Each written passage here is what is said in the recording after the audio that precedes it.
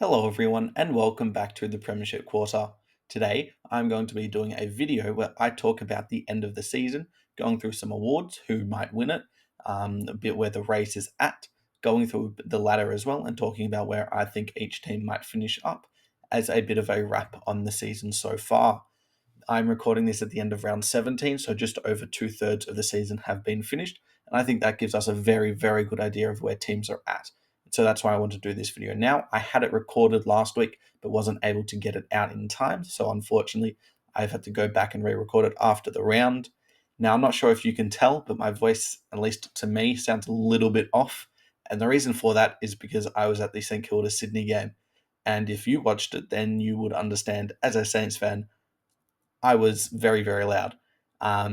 I was doing a lot of chants, yelling at the umpires, yelling at the players, especially early on, because my God, were they frustrating. And my voice is a bit lost at the moment. So I'm not sure if you can tell. I can certainly hear a slight difference at least, but that's sort of why if you do hear a difference. Before we get into the video, if you would please subscribe to the channel, it would really help push my video in the YouTube algorithm. Leave a like on it if you like the video, and then comment your thoughts as well. With that being said, let's get straight into the video. It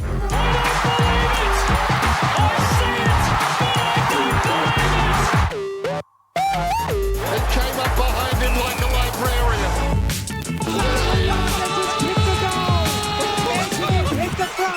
Jesus! So as I mentioned, I wanted to talk about the ladder and where I think I might finish up after 17 round. And as you can see on here, it's very tight. You've got Sydney, who are 2 games clear above Carlton, who are sitting in second, but there's also a large gap in percentage, with Sydney sitting at 140%. It's a big gap, and it certainly helps this late in the season. And there's no chance, in my opinion, that Sydney fall unless they get some injuries. I think they've got North Melbourne next week at the SCG, so they should get back to winning ways, even though North have been much better as of recently. But I don't think they should drop from first at all, because there's still a 2 game buffer, and that team is against Carlton, who lost on the weekend as well. They lost to the other Sydney team in GWS.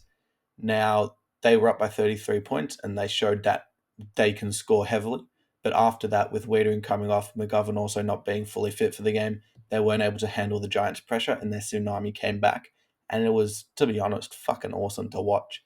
They were just exceptional, GWS, and really put the foot down and got, I believe, a nearly 40-point lead over the Blues after being down by 33 points. So fantastic to them.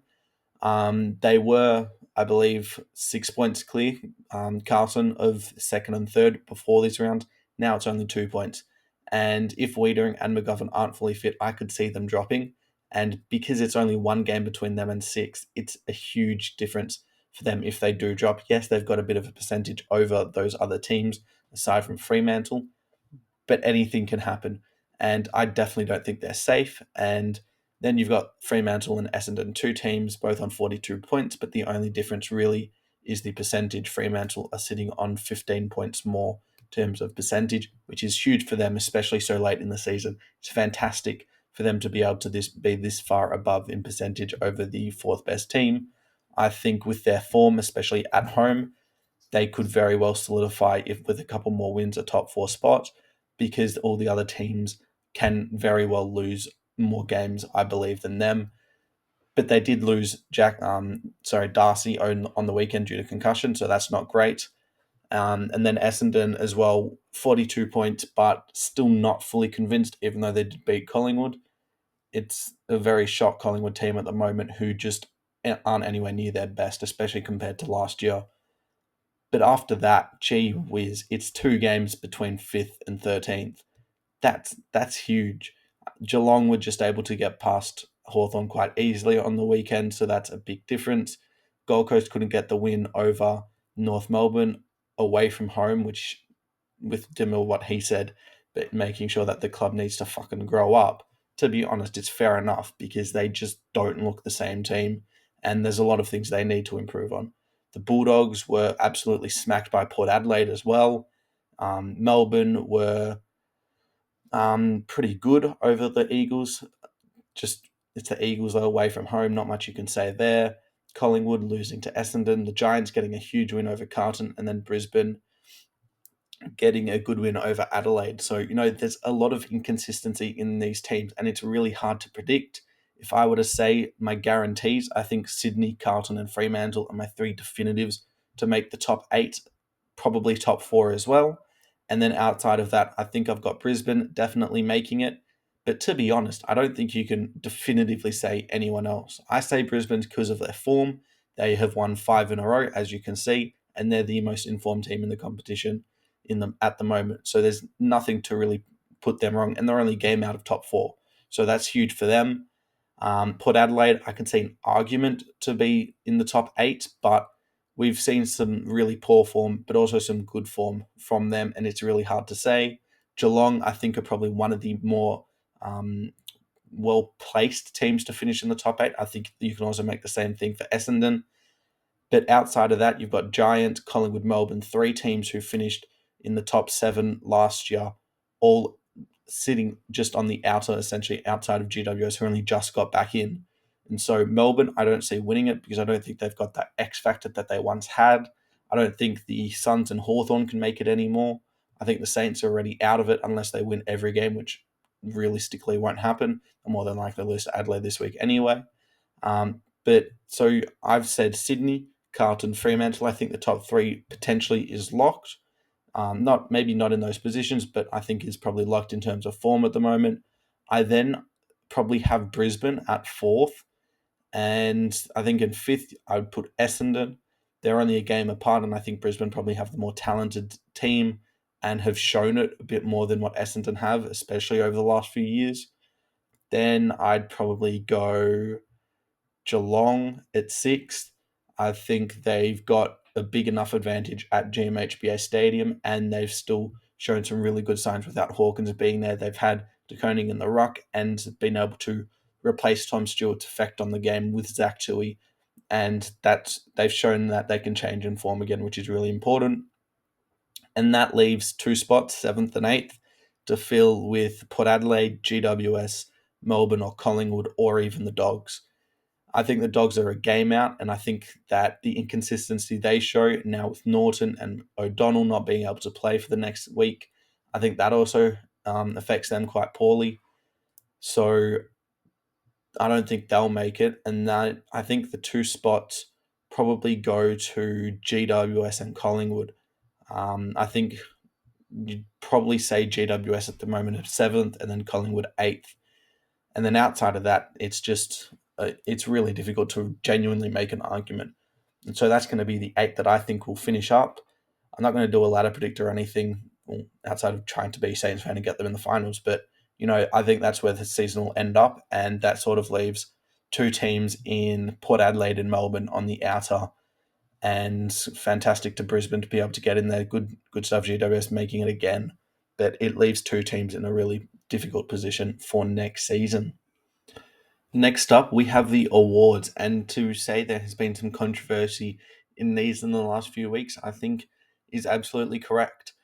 You look at the Brownlow medal, and on the weekend, Isaac Heaney, he looks to be in some strife. I'm recording this on the Monday just before that the AMRO findings are going to be coming out. I don't know if he's going to be suspended. I also don't know after the tribunal if they do have to take it there.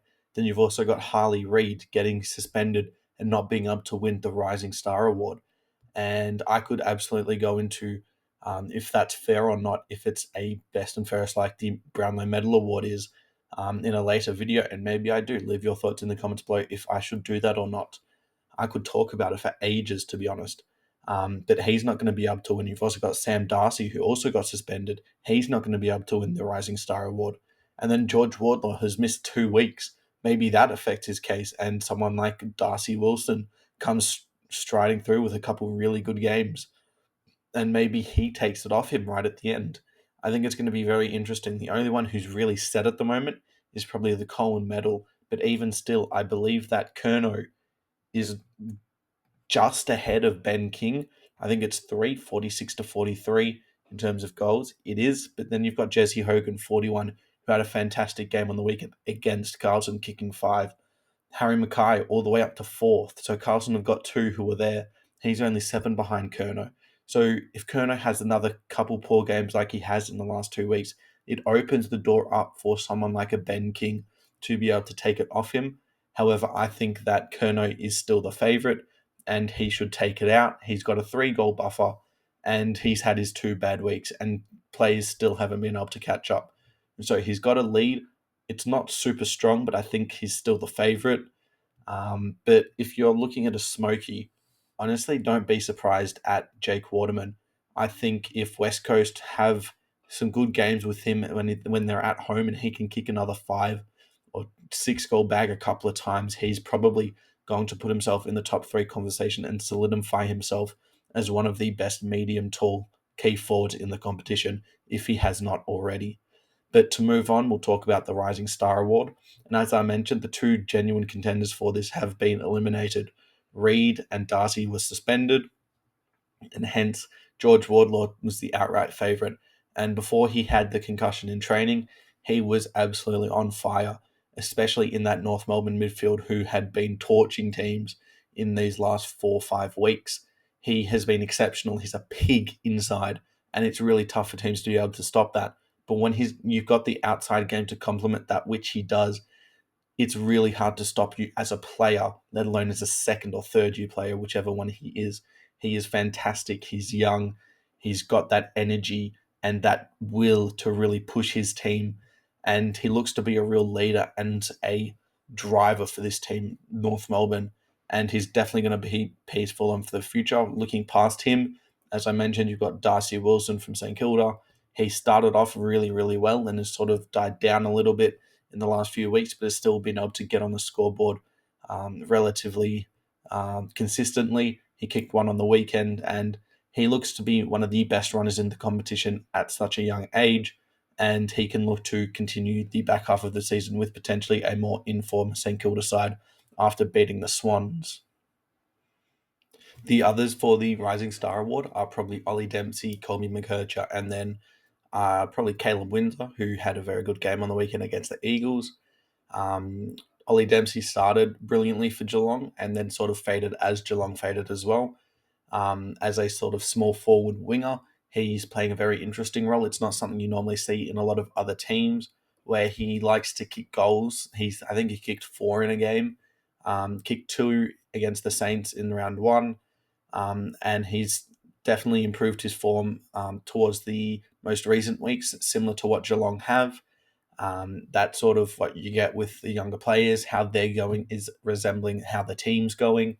It's tough to be a youngster and really perform when the team's not going well. Colby McKercher has just come back. He's probably not going to be able to be in the top three because of injuries. He's missed a fair bit of time, but playing that half back role, he gets a lot of touches for sure, given how much North can concede at times.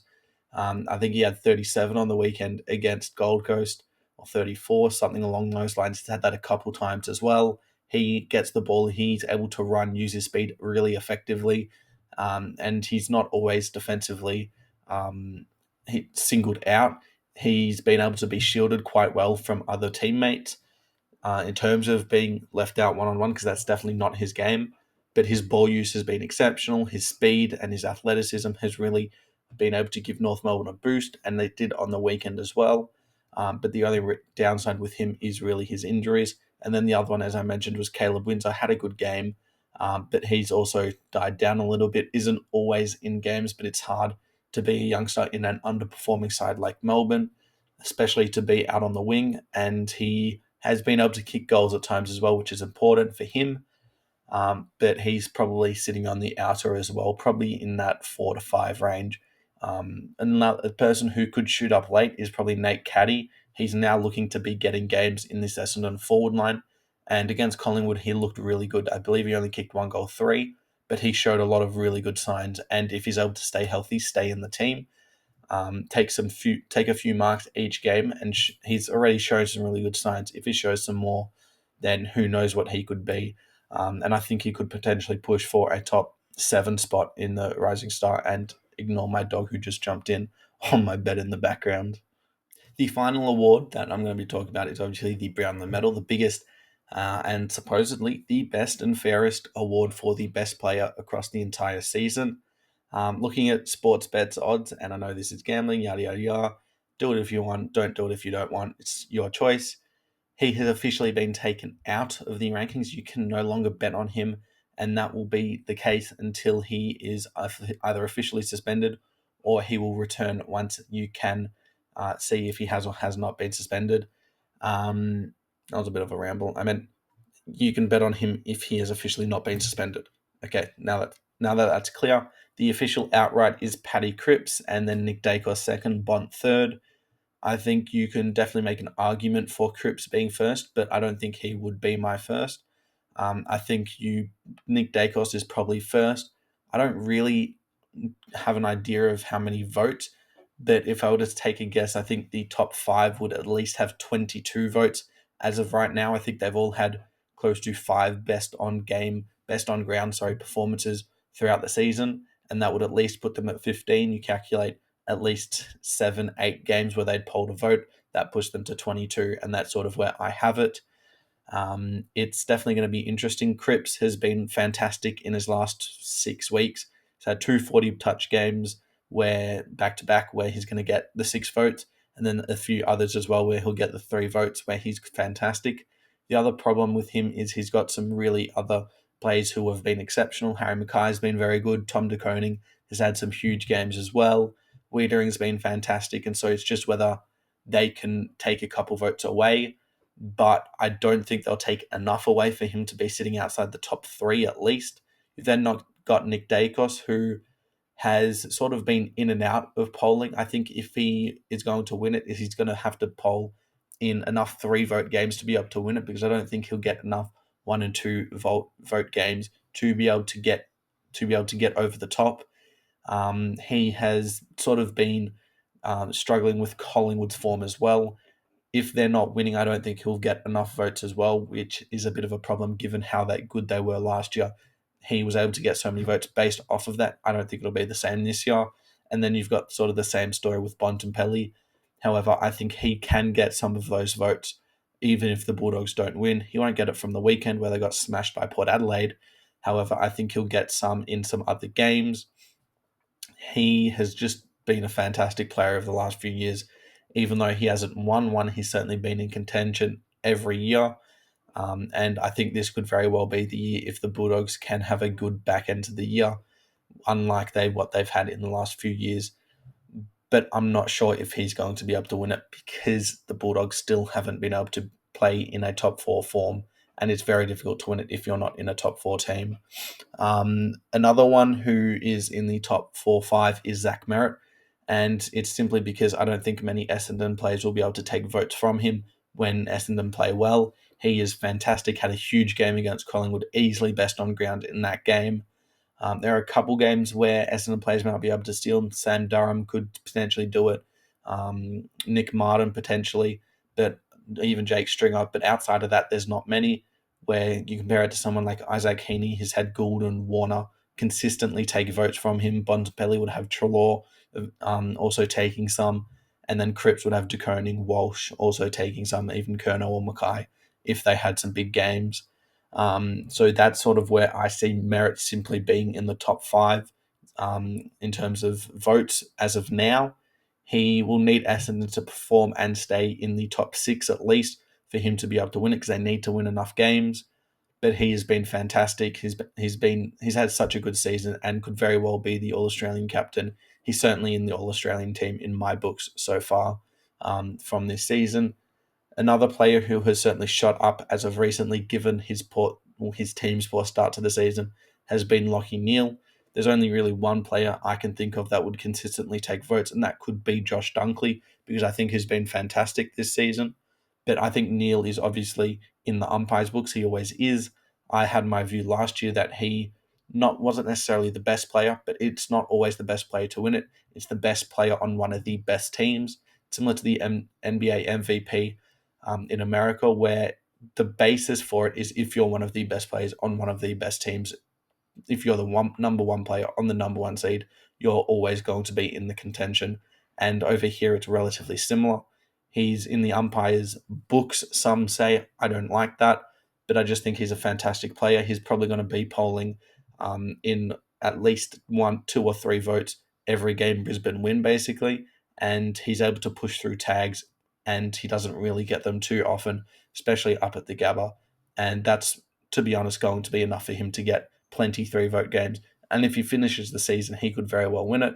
My top three at the moment would be Dacos 1, probably Cripps 2, and then I think probably Merritt 3, Bont 4, and then if you include Heaney's probably 4, and then Bont would be 5, but I don't think you can include him, and then I'd have Neil 5. But let me know who you think will win it in the comments below. Well, that's going to finish things off for this video. Sort of wanted to go over it and just give you guys a heads up for what's going to happen for the rest of the season, what to look out for, and what to really keep an eye on. It'll be very interesting to see what happens with congestion for making the 8. Does a younger team like Gold Coast able to get a couple away wins and continue their home form and get into the 8? Does a team like Collingwood or Melbourne, who have struggled with form, be able to jump in, or does a team like Geelong or Port Adelaide fall out? It'll be very interesting to see. I also think the controversy surrounding the awards is a big talking point because you've got Heaney now not potentially being able to win the Brownlow, even though he probably isn't still in the lead like he was at the start of the year. It's still going to be interesting. And then also the suspensions with Reid and Darcy in the Rising Star Award, given Reid's probably gonna win it if he wasn't suspended. But that's going to be the end of this video. If you liked it, please hit the like button. Really help push this video in the YouTube algorithm. Subscribe to my channel if you like this type of content. There's going to be a lot more coming now that I feel like I'm better at posting consistently. And leave your thoughts in the comments below about the rest of the season. And with that being said, thanks for watching.